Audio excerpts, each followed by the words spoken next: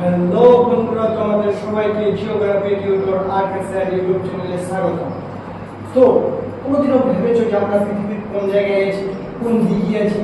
বা আমাদের তো পৃথিবী তো গোলাকার, আমাদের তো দিক ঠিক করে কোন কোণিক বা কোথায় আছে সেটা বলতে পারবো না। জাহাজ যখন সমুদ্রে থাকে সে কোথায় আছে, কোন জায়গায় তার অবস্থান, আমাদের নিজের অবস্থান কোথায়, আমাদের ভারতবর্ষ পৃথিবীর কোন জায়গায় অবস্থান করছে, মাঝখানে, উপরে, নিচে, কোন জায়গায়, এগুলো কি কোনোদিন ভেবেছো? তো যদি না ভেবে থাকো তাহলে অবশ্যই আজকে আমার চ্যানেলদের আজকে আমার ভিডিওটা দেখো, একদম তোমার একদম ক্লিয়ার হয়ে যাবে। কারণ নবম শ্রেণীর সমস্ত ছাত্রছাত্রীদের বলবো, যদি আমার ভিডিওটা দেখো তাহলে তোমাদের চ্যাপ্টার দ্বিতীয়টা পৃথিবীর কোন স্থানের অবস্থান নির্ণয় সেই বিষয়টা জনের মতো ক্লিয়ার হয়ে যাবে। আমি তোমাদের সঙ্গে আছি, চলো। তো প্রথমেই আমি বলি যে আজকে আমার চ্যাপ্টার যে চ্যাপ্টারে আলোচনা করবো তোমাদের সেকেন্ড সেমিস্টারের সবচেয়ে প্রথম চ্যাপ্টার যেটা আসবে পৃথিবীর পৃষ্ঠের কোন স্থানের অবস্থান নির্ণয়। পৃথিবী পৃষ্ঠের আমরা কোথায় অবস্থান করছি বা তার অবস্থান নির্ণয় আছে প্রথম নবম শ্রেণী। তো আজকে আমি বেশি কিছু আলোচনা করবো না, দুটো টপিক নিয়ে আলোচনা করবো। একটা হচ্ছে অবস্থান কথার অর্থ কি এবং অবস্থান কোথায়, হ্যাঁ অবস্থান কথা নিয়ে আলোচনা করবো। আর একটা হচ্ছে অক্ষাংশ বা অক্ষরেখা, অক্ষাংশ বা অক্ষরেখা, এই দুটো বিষয় নিয়ে আমি আলোচনা করবো। তো চলো, অবস্থান। অবস্থান কি? অবস্থান বলতে কি বুঝি আমরা? অবস্থান কাকে বলি? তার অবস্থান বলতে কোথায় ভূপৃষ্ঠে বা পৃথিবীতে, ভূপৃষ্ঠ বা পৃথিবীতে কোন স্থান বা কোন অঞ্চলে বা কোন বস্তুর কোথাও রয়েছে সেটাই হলো অবস্থান। তাহলে ভূপৃষ্ঠে বা পৃথিবীতে কোন অঞ্চলে বা কোন স্থানে কোন বস্তুটা কোথায় রয়েছে সেটাই হলো তার অবস্থান। যেমন ধরে নাও যে তাজমহল কোথায় আছে? আগ্রায় আছে। তার তাজমহলের অবস্থান কোথায়? আগ্রা, ঠিক আছে? তো এটাই হলো অবস্থান। তো অবস্থানকে আবার আমরা দুই দিক দিয়ে করতে পারি। অবস্থান বোঝায় আবার দুই দিক দিয়ে। কিভাবে দুই দিক দিয়ে? একটা আমাদের আপেক্ষিক অবস্থান। কি বোঝায়? একটা আপেক্ষিক অবস্থান আর একটা প্রকৃত অবস্থান। তো আপেক্ষিক অবস্থান বা প্রকৃত অবস্থান কি? আপেক্ষিক অবস্থান কি?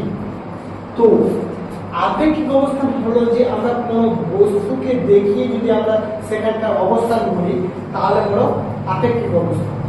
হ্যাঁ, মানে আমি যদি বললাম যে আমি হাওড়া বা হাওড়া স্টেশনে আছি, তাহলে আমি এখানে আপেক্ষিক কাকে দেখাচ্ছি? হাওড়াকে।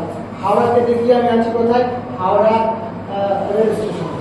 হ্যাঁ, তো এই হাওড়া রেল স্টেশনে আমার আপেক্ষিক অবস্থান এটা দেখা। কিন্তু হাওড়া রেল স্টেশন তো আর একটা জায়গা না, অনেকগুলো অনেক বড় জায়গা।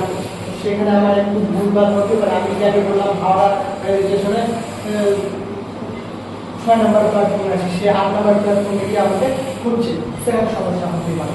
তো এক্ষেত্রে আমাদের এখানে সঠিক অবস্থান বোঝানো যায় না, কিন্তু এটাকে আবার আরেকটা পরিমাপে একটা হচ্ছে ল্যান্ডমার্ক বা কোনো কিছুকে দেখিয়ে নিজের অবস্থান বলা যায়। ধরলাম হাওড়া থেকে এ বা এটা B7, আরেকটা সেখানে আমি কৌণিক ভাবে কিভাবে কৌণিক ধরলাম এটা আমার এখানে ও বিন্দু, এর অবস্থান আমি নির্ণয় করবো। এটা কিভাবে করবো? এইদিকে একটা আর একটা নিব, এটাকে আমি ও বিন্দু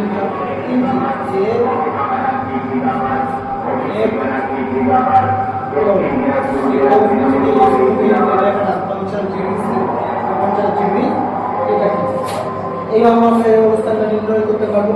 এবং প্রকৃত অবস্থান, প্রকৃত অবস্থানটা কি?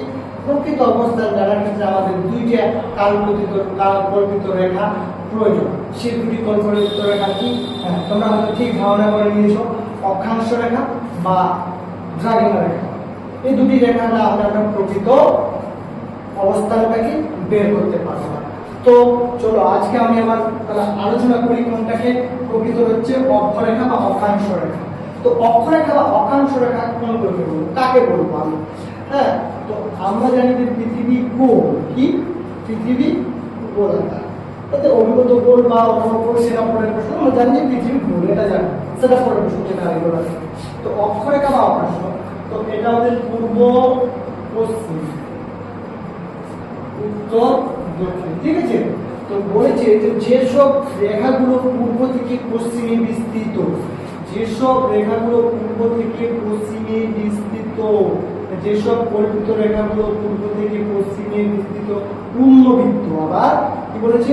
পূর্ণবৃত্ত মানে ফুল একটা গোল বৃত্তর মতো যেসব রেখাগুলো পূর্ব থেকে পশ্চিমে বিস্তৃত পূর্ণবৃত্ত সেইগুলি হলো অক্ষাংশ বা অক্ষরেখা। ঠিক আছে, সেগুলি তো আমরা এখানে কি লাগলাম, পূর্ব থেকে পশ্চিমে বিস্তৃত যেসব রেখা আছে সবগুলো এখানে আমাদের হলো কি অক্ষরেখা। তো আমরা ছোট্ট করে কমেন্টে বলে দিও তো অক্ষরেখা কয়টি আছে আমাদের পৃথিবীতে যেসব কল্পনা করা হয়েছে। হ্যাঁ, তো এটা কি বলে অক্ষরেখা ডেফিনিশনটা বুঝতে পারলে যেসব রেখাগুলো যেসব কল্পিত রেখাগুলো পূর্ব থেকে পশ্চিমে বিস্তৃত বা পূর্ব থেকে পশ্চিম পৃথিবীকে বেষ্টন করে আছে এবং তাদেরকে আমরা অক্ষরেখা বলবো। আবার এদের মধ্যে অক্ষরেখার মধ্যে একটি রেখাকে মেন ধরা হয়েছে, মেন পয়েন্টে ধরা হয়েছে, তার নাম হচ্ছে নিরক্ষীয় রেখা। তার নাম কি নিরক্ষীয় রেখা, যেটা এখানে আমি এখানে লিখেছি নিরক্ষীয় রেখা। নিরক্ষীয় রেখাকে কাকে বলবো, পৃথিবীর মাঝ বরাবর, একদম পৃথিবীর মাঝ বরাবর যে রেখাটা পূর্ব থেকে পশ্চিমে বিস্তৃত হয়েছে এবং পূর্ণবৃত্ত হয়ে বিস্তৃত হয়েছে এবং পৃথিবীকে সমান দুটি ভাগে ভাগ করেছে, উত্তরে উত্তর গোলার্ধ, দক্ষিণে দক্ষিণ গোলার্ধ, ওই রেখাটাকে আমরা বলবো নিরক্ষীয় রেখা। তাহলে পৃথিবীকে আমরা সমান দুটি ভাগে ভাগ করেছি, এখানে দেখো উপরে উত্তরে উত্তর গোলার্ধ, নিচে উত্তর। আমি যেটা লিখেছি পৃথিবীর মাঝ বরাবর যে কাল্পিত রেখাটি, পৃথিবীর মাঝ বরাবর যে কাল্পনিক রেখাটি পূর্ব পশ্চিমে প্রসারিত হয়ে বৃত্তাকার কল্পিত রেখাটি হলো নিরক্ষীয় রেখা, যা পৃথিবীকে সমান দুটি ভাগ করেছে, উত্তরে উত্তর গোলার্ধ, দক্ষিণে দক্ষিণ গোলার্ধ। ঠিক আছে, এটা হলো আমাদের নিরক্ষীয় রেখা। এবার নিরক্ষীয় রেখা হলো, তো নিরক্ষীয় রেখার পরে আমাদের আরো একটা জিনিস জানা প্রয়োজন আছে, নিরক্ষীয় ত্বক। কি বলার প্রয়োজন আছে, নিরক্ষীয় ত্বক।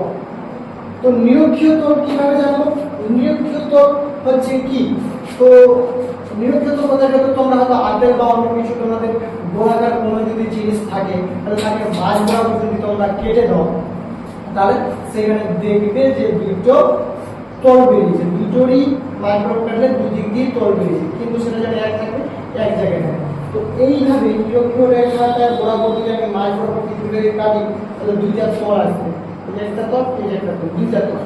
এটার কেন্দ্র কিন্তু একটাই কেন্দ্র, এইটা কি বলা হয় নিরক্ষীয় তল। হ্যাঁ, এটা কি নিরক্ষীয় তল।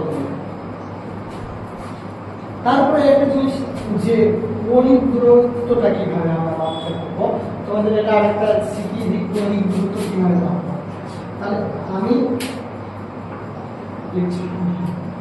কণিক দূরত্ব কি আছে, ধরে নিলাম এই যে একটা আমার গোল বস্তু, এটা আমার কেন্দ্র ব্যাসার্ধ, ঠিক আছে, এখানে আমার এই ও থেকে ও এটার কণিক দূরত্ব আমি মাপবো বা কিভাবে মাপবো, কণিক দূরত্ব কিভাবে, এক কথায় এই জায়গা থেকে এই জায়গাটা, ঠিক আছে, এটা একটা ব্যাসার্ধ, এটা একটা ব্যাসার্ধ, এখানে আমি কিন্তু রৈখিক দূরত্ব মাপতে পারবো না, গোলাকার বস্তু রৈখিক দূরত্ব ঠিকভাবে মাপা যাবে না। তো এখানে কণিক দূরত্ব যদি করতে চাই তাহলে এটাকে আমি 60 ডিগ্রি করবো, তাহলে ও থেকে ক্ষয়ের দূরত্ব, ও বিন্দু থেকে ক্ষয়ের দূরত্ব কি 60 ডিগ্রি, এটাকে আমি বলি কণিক দূরত্ব। এটা জেনে থাকবে, এটা সিম্পল ভাবে কাজ লাগবে, ঠিক আছে। তো আজকে এ পর্যন্তই। তোমাদের যদি আমার ভিডিও ভালো লাগে তাহলে অবশ্যই লাইক, কমেন্ট, শেয়ার এবং তোমাদের বন্ধুদের দেখার সুযোগ করে দিবে এবং আমার পাশে থাকবে। পরের দিন আমি আলোচনা করবো দ্রাঘিমা বা দ্রাঘিমা সম্পর্কে বা অন্যান্য যেসব বিষয় আছে সেসব বিষয় নিয়ে আমি আগের দিন আলোচনা করবো। তো অবশ্যই আমার পাশে থাকবে। Thank you.